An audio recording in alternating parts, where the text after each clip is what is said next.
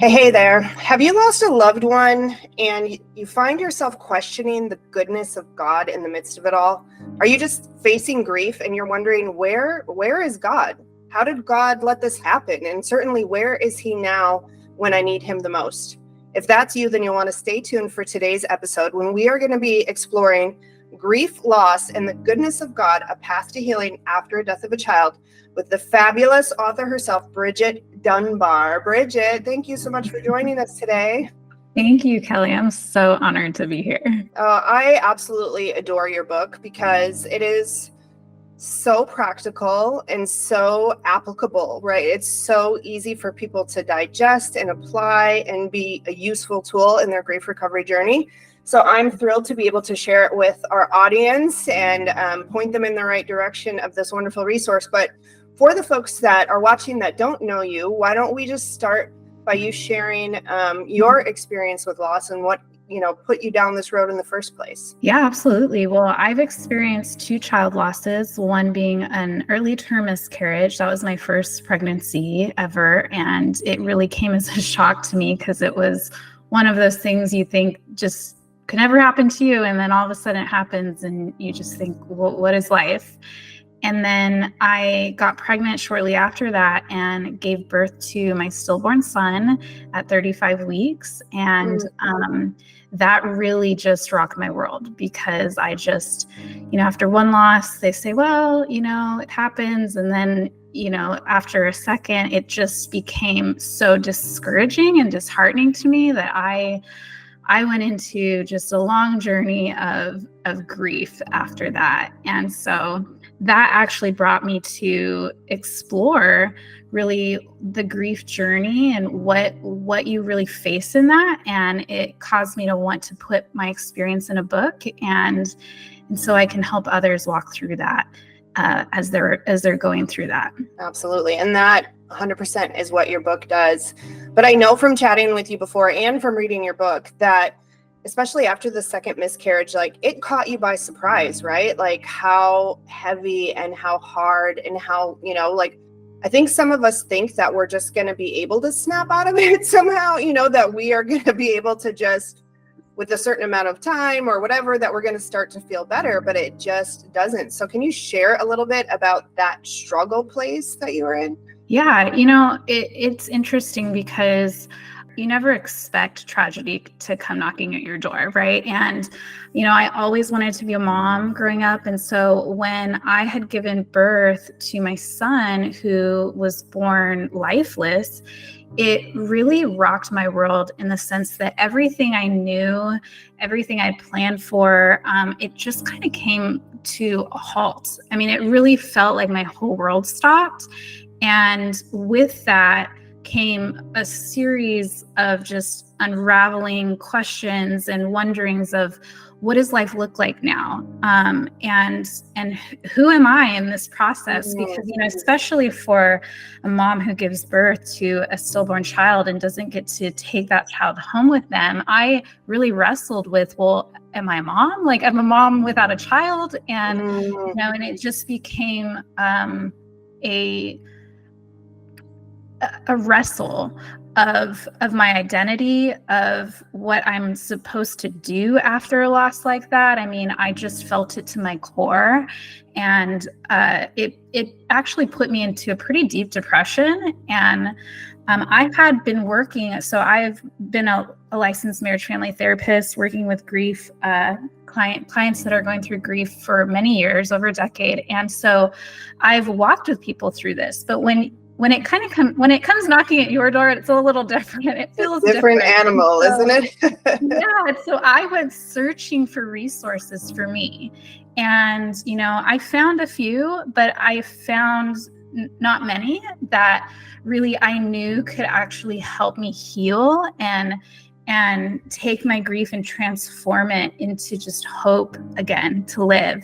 And so that was kind of my journey, and why I wrote this book is because I wanted to really make it practical for people walking through this really unexpected journey that we kind of are forced upon when death comes knocking at our door at any capacity. And so it it became for me something that I knew other people needed, and I knew that I needed it. And so, that's kind of what unraveled for me.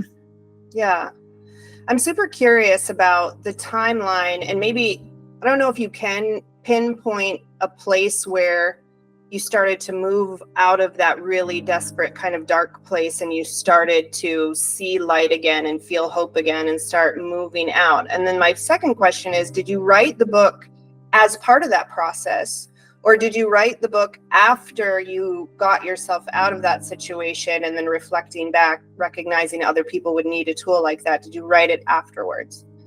Well, it's interesting because part of my healing process was journaling, and I actually remember God telling me to write and to journal my experiences for myself in the moment to bring healing. And at one point in my healing process, so I filled up journals of stuff. I'm a big journaler, so it was definitely something that I was used to, but I really used my journal as a way to express my emotions. And, even in my book, I have journal prompts, like questions for people to really dig deeper and process their thoughts, feelings, emotions. And so through that, though, I knew that the Lord was preparing me to write a book, and I kind of caught on to that after I had come out of the cloud of darkness, and the Lord had just told me, you're going to put this in a book. And so just continue to write. And so when I finally got to the point of writing my book, I had really, it'd been years beyond losing my son. And I really came to a point of just feeling like completely, I don't want to say completely healed, but like really in a different state of mind. And, so it actually, I was in such a better place that when I went back to read my journal prompts and to really kind of start writing my experience and putting it into a book, it was really difficult because it felt like I had to put myself back in that place and really remember what it felt like. And honestly, I'd say without the Holy Spirit with me, I don't know if I could have totally completed that book. It took me longer than I thought to finish this book, and it's not long. I wanted to make sure that it was a short read, especially for those who are grieving. It's hard to consume so much when we're in deep grief, and so I wanted to make it, bite-sized chapters and something that we could really, anyone could just pick up and read wherever they're at.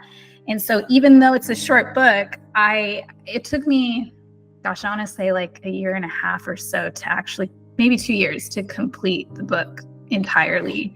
And that was partly just because of the content and it being just really sensitive material for me to revisit. Yeah, I remember that from when I wrote my book, because by the time I was done, I'm like, it just needs to be done because I can't keep revisiting all this stuff and editing and proofreading, and you're reading the most painful parts of your life like over and over again, revisiting them and trying to extrapolate out any like wisdom or gold or nuggets, so I definitely hear you on that front. I want to ask, I know you wrote the book obviously with grieving people in mind. In your estimation, is there any kind of right time frame for somebody to get the most out of this book? Like, would you recommend it for somebody who's very new in their loss, or maybe when they've progressed a little bit more, or when they really say, okay, I'm ready to tackle the work of recovery and healing? What are your thoughts on that? So, when I first wrote this book, I was actually thinking of when I was just deep in grief. It was fresh and I didn't really know where to turn. I had read a book that was someone else's story, and it was just really ministering to my heart at that time. And so when I was reading my book, I wanted it to be a resource for those who are currently really walking through the depths of just everything that has been lost. And so that was kind of my thought process when writing this book, because it's very practical in that, there's short chapters, I share story, something that maybe you're currently dealing with, and then there's some reflective questions at the end to dive deeper. But with that, it's interesting because I've actually had people read this who have maybe lost someone years ago or decades ago or whatever, and have told me how ministering it is to them as well. And so I think honestly, it's for anyone who still feels maybe that pain or that sting of loss, where, they know like there's still something that's gripping me, and I just have not really found true release from that. And so I would say it's for anyone, but I know I did write it for those who are maybe currently walking through it and looking for a practical resource to continue to walk through that. Yeah, and it does an excellent job of that. So we will share the link for the book below, so everybody can grab a copy of it. But I also want to ask you to share a little bit, because I know you've had a lot of changes and transitions and new things in your life and new season. And I know you're working with people in a very specific way, kind of even beyond grief. And so if you care to just share a quick minute about the work that you do now and what you're excited about now. Yeah. So, like I said, I've been a marriage and family therapist for over a decade, had my own practice working with people in that capacity. I've also worked in pastoral leadership and various healing ministries throughout different churches and denominations. And so I've gathered kind of all of my expertise in all these areas to really help people find breakthrough in their mental, emotional health, relationships, by really bringing in all of the tools and science of psychology, and also just the spiritual aspect, our connection with God, because we truly are mind, body, spirit. And so that's what I do currently. I work with people that are looking for breakthrough. So whether it's those who are grieving, and they're finding that they're getting stuck, breakthrough is so much easier than we make it out to be. It's just having the right tools and knowing really kind of what the roots are behind where we're feeling stuck or not fully walking in the freedom that we know is available for us. And so that's what I do currently right now. And, I love seeing people come to the revelation of really who they are and what they were created for, and remove any limitations, anything that is causing them to not fully step into their destiny and their purpose. And so that's what I do. I work with anyone who is just looking for more freedom and breakthrough in their life. Love it. Well, we will be sure to put in the description as well the way that people can get in touch with you. Why don't you share online or social media? How can people find you? Yeah, you can look at me up at my website, bridgetdunbar.com. And all my contact is in there. You can also, if you go to bridgetdunbar.com/grief, you can get my book. Right now, I'm actually giving it away as a free download to anyone who's currently walking through grief. They can download that because I really wanted to make it available to those who are just looking for resources.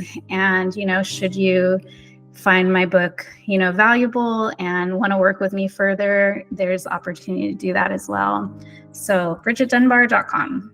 Awesome. We will be sure to share that link for sure, the free download one. That's amazing. And this last question is probably going to be the toughest question that I ask, because I'm going to ask you to boil down to your best piece of advice. If there is someone who are in the throes of grief right now, and you could just give them one sentence of advice, what would you want them to know more than anything? I think, gosh, that is a good question. There's so many. Honestly, I think what got me through some of the deepest, darkest nights of my life were really just deciding what I believe to be true about God. And, I think that there's so many questions that are natural and normal that come up in grief, where we start to question just the reality of who God is and what our life and meaning is all about. And, I think that it's easy to let our mind just kind of be captured by worry and the what ifs and the questionings that we honestly don't have answers to most times, this side of heaven. But what I recognize is that at some point there's a decision that has to be made, and that is that God is either good or he isn't. He's either faithful or he's not. He either is for you or he's left you. Like he can't be both. And so I think for me, I had to really reckon with just the darkness that wanted to consume my thought life, that caused me to say God isn't good. And so, in my book, I really challenge people to come to that decision for themselves, that, it's important to answer the question, do you really believe God is good? Because that will determine really the journey that you're on, and what you do with the grief and the darkness and just the the overbearing burdens that we carry. Like it matters how we answer that. And so, I don't think, I know that the Lord is not afraid of our questioning. I mean, so many times, like, I just really had it out with God. But at the end of the day, I recognize that how I answer this question, is God good, is so important. And so, for me, I had to really decide for myself that God was good, and this was why. And I have so many stories as to say why, but I think that it's important that everyone really come to that decision for themselves, and to really just solidify that no matter what, just in their heart and their spirit.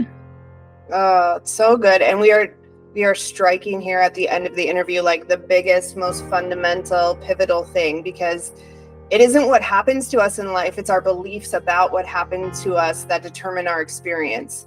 So it isn't that we lost a loved one or lost a child, it's what we're believing about what that means for the rest of our life that is going to determine our experience. And we are responsible for that and responsible for the outcome of that. And so that's so good. And that, like, wrestling and grappling and coming to a conclusion for yourself, is so important. And it's the place that we start with people as well, because you can do all the programs in the world, but if underneath you're believing bad things about this loss in your future, and you're believing bad things about God's nature, not all the therapy in the world is going to be able to overcome that, right? So really getting real with yourself and having a place and hopefully some help to process through that and come to a landing place that you feel good about and hopefully serves you going forward is just the most pivotal thing. I always say it, do not pass go, do not collect $200. Like that is the absolute place that you need to start, and you need to stay there as long as it takes, right? As long as it takes